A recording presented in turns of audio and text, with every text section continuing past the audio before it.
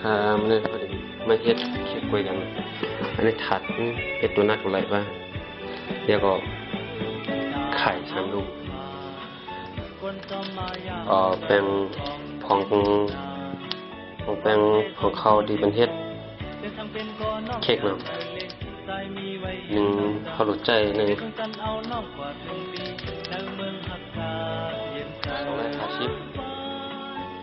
แล้วก็ซินนามอนของฟูเบกกิ้งโซดาเนี่ยภาษาอังกฤษเบกกิ้งโซดาแล้วก็น้ำอ้อยไม่น้ำผึ้งในมันก็2 จ้อ 3 จ้อแล้วก็น้ำมัน100น้ำมัน1 ปักเศร้าทานเนาะแล้วก็ถั่วแล้วก็เกี๊ยวโอเคก็เลยถ้าจะไม่ใช่ขั้นตอนเนาะโอเคก็เลยก็จะหนึ่งในนะโอเคเดี๋ยวเขาจะมาเอาใจซ่อมเลยเนาะเขาจะใจซ่อมเลยมาบิดที่ไหนให้กล้วยออกเนี่ยเนี่ยผมออกมันแนวก็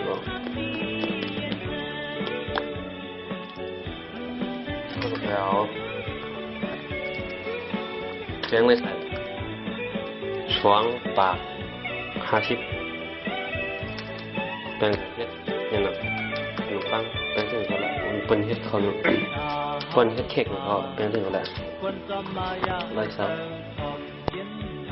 แค่แป้งในห่อน้ำหนัก2 ปัก3 กรัมเนาะ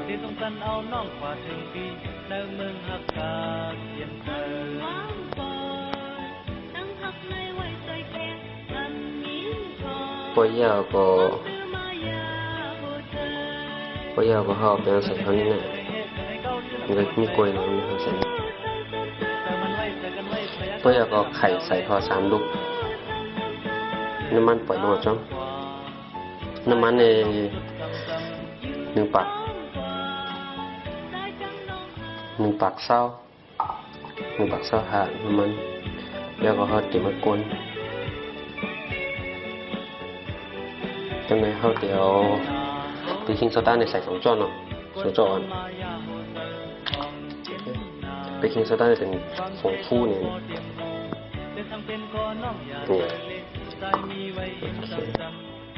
2 จ้อนเบกกิ้งโซดาใส่เข้ากันนะเขากวนเข้ากันนะ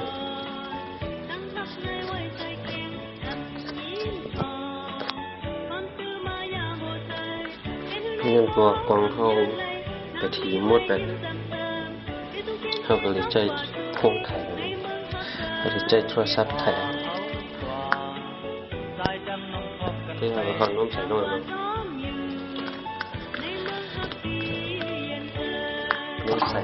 ลงกับอันนี้นึงจะไปให้ใส่ไม่ออกจะไปให้ใส่เดียวนะคนต้องใส่ให้ข้นๆต่างๆจังหวะเขากวนแบบนี้เนื้อห่อของซินนามอนใส่เข้ากับหมก2 จ้อน้ำผึ้งเนี่ยหมก2 จ้อใหญ่นะในน้ำผึ้งก่อนช่างใจกำลังทำมากวนให้เข้ากันเนาะเวลากำลังเข้าเม็ดองุ่นจะเป็นห้องว่าของมันสปาตี้เนี่ยใส่ลงกับก้นให้เข้ากันแล้วก็เดี๋ยวโอ้อันนี้เนาะ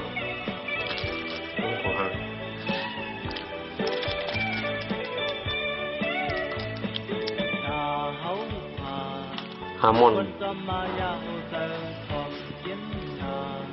เม็ดมีเบลหัว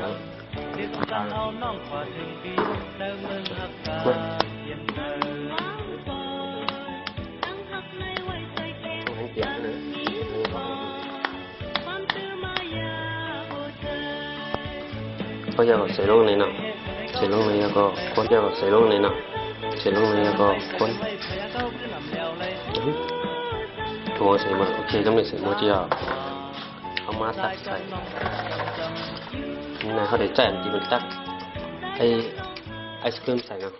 อันนี้ตักใส่นี่เนี่ยเนี่ยอันจังไหนเนี่ยมันเต็มดูตาน้ำมันเนาะเนี่ยก็มันตาอันนี้มันเขาเนี่ยมันพูดไปมันสามารถมันเป็นของตีทนมันได้คำแล้วมันได้ทนไรความร้อนเนี่ยนะเพราะเป็นพลาสติกธรรมดาเนี่ยมันได้นะเพราะเป็นพลาสติกยูๆเนี่ยมันได้อันนี้มันเป็นอย่างพลาสติกตีพิเศษเลยเนาะเนี่ยแล้วเขาถึงมาตักใส่กันในเอ็มเนี่ย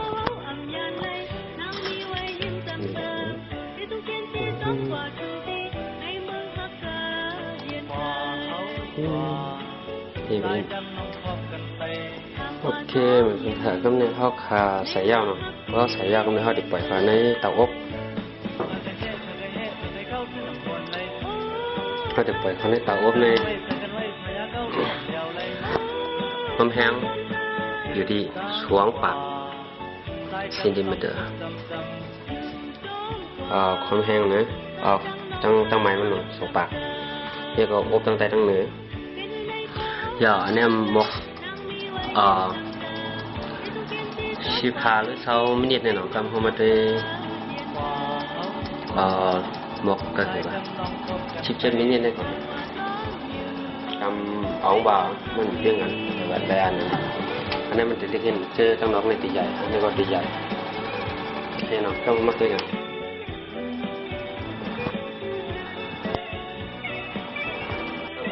ย่อกันมันก็ไม่เนาะน่าจะเอาไงถูกไหม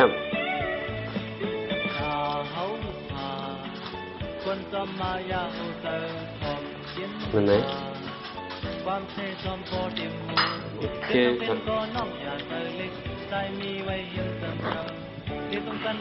มันขายแบบอ่านอ่ะกินอย่างแบบโอเคเหมือนกันเนาะ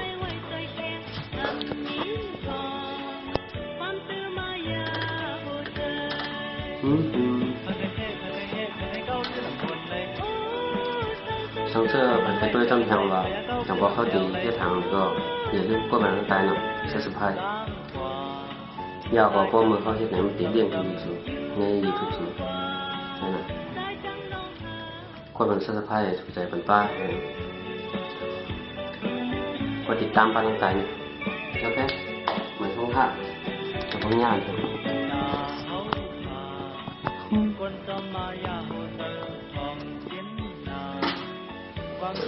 ยอดตัวลิงง่ามเนาะกำลังเข้าตีใครติดตามตัวกดติดสีแดงอย่างตั้งตัวตั้งใจบุกสับสไพเนาะติดตามไป